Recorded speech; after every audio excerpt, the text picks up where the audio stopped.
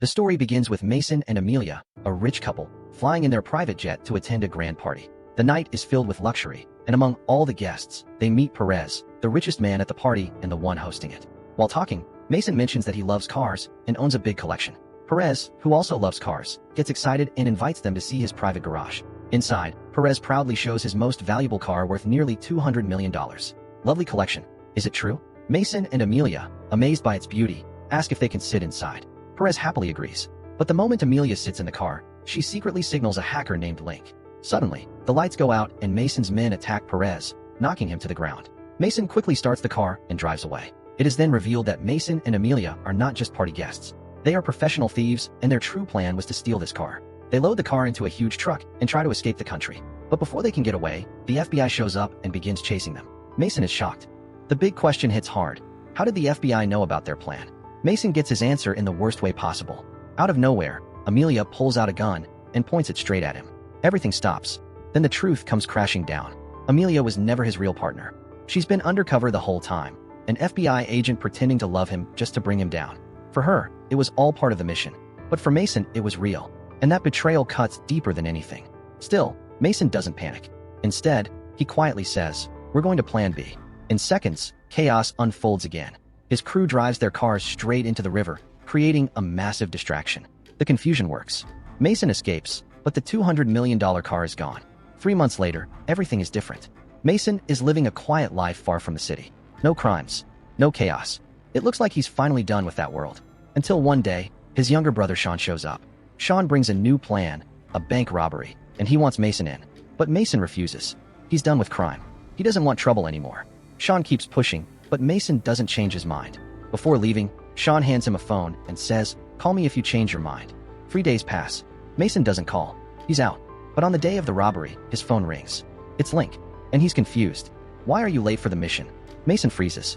He never agreed to this. Then the truth hits again. Sean lied. He told the whole team that Mason was already in. Now Mason has no choice. Angry and frustrated, he steps in, not for the plan, but to clean up the mess before it gets worse. Meanwhile, Sean is already in position. He's sitting in a coffee shop across the bank, calm and waiting. He knows the bank manager's routine. Same time, Sean pulls out a gun and takes him hostage. Leaning in close, he says something chilling. Sean leans closer to the manager and finally drops the real line.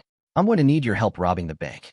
Gun pressed to his back, the manager has no choice. But just as they're about to step inside, Mason shows up. He blocks their way. Mason warns him straight. This plan is messy, risky, and it will get everyone killed. But Sean doesn't back down. "It's too late," he says. The crew is already inside. Now Mason has no option. He walks in. Inside the bank, everything looks normal at first. Customers standing, talking, waiting. But Mason quickly realizes these aren't just customers. They're part of Sean's crew, perfectly blended in. Sean drags the manager to the security door and orders him to open it. But the manager makes a move. A silent press on the alarm. Suddenly, sirens explode. Panic spreads. Guards react instantly and open fire. Chaos takes over the entire bank. But it doesn't last long. Mason's crew is faster, sharper. Within moments, the guards are down, and every person inside becomes a hostage. Silence returns, but now it's dangerous. Mason turns to Sean, eyes filled with anger. What's the real target? Sean finally tells the truth. A locker, belonging to a woman named Isabel Farrell. Inside it, a hard drive, loaded with millions in cryptocurrency. Now it makes sense. Mason takes the manager straight to the vault and orders him to open it. But there's a problem. 2 keys are required. One with the manager, and the other with Isabel. No second key. No access. The plan is already broken. Mason snaps at Sean for dragging them into this without proper intel. But there's no turning back now. He orders Link to hack the system. Seconds feel like minutes. Finally, the vault unlocks. They pull out the locker. Open it. Nothing. No hard drive. Just a decoy. The manager smirks. Even he doesn't know where the real one is. Now Mason is furious. He grabs Sean, demanding answers. But before things go further, outside, the situation gets worse. The FBI has surrounded the entire bank. And leading them, Amelia, the same woman who betrayed Mason.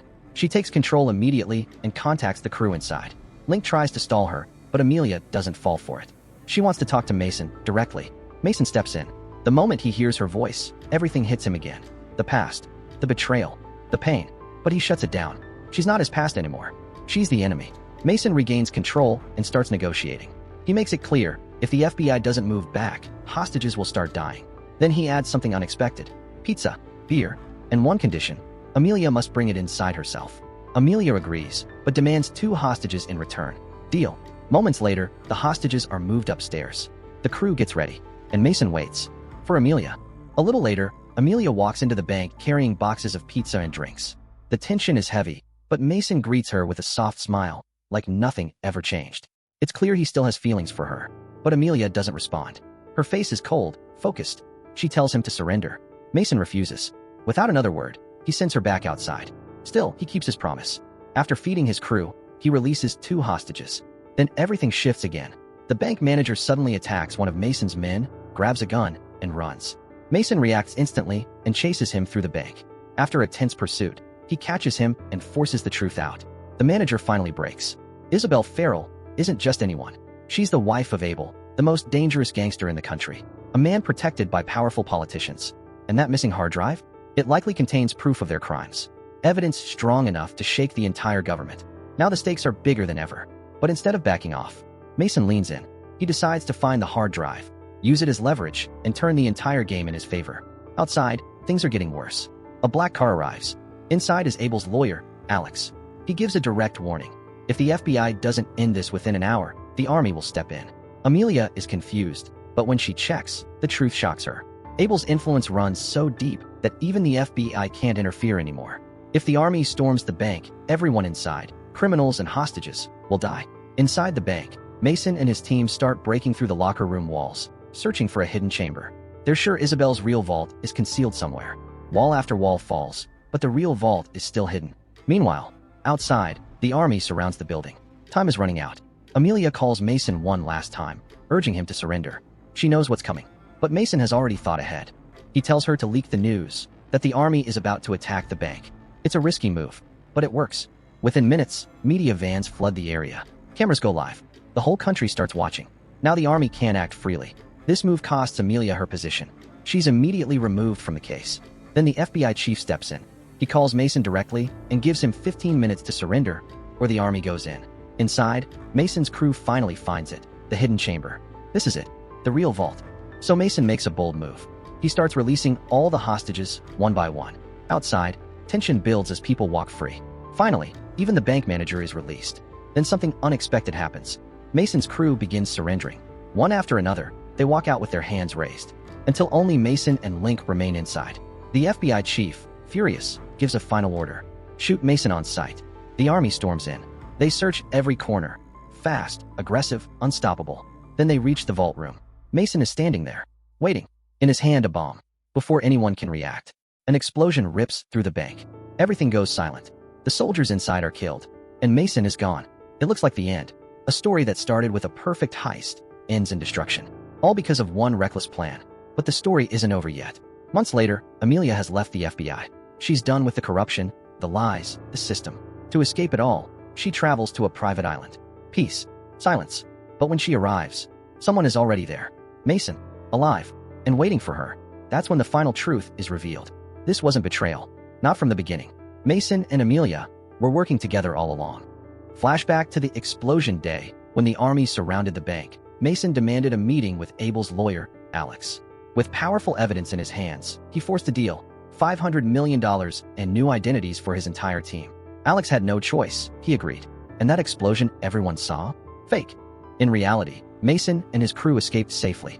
Now, far away from crime and law, Mason and Amelia start a new life together, free at last. So tell me, how much money is enough for a lifetime?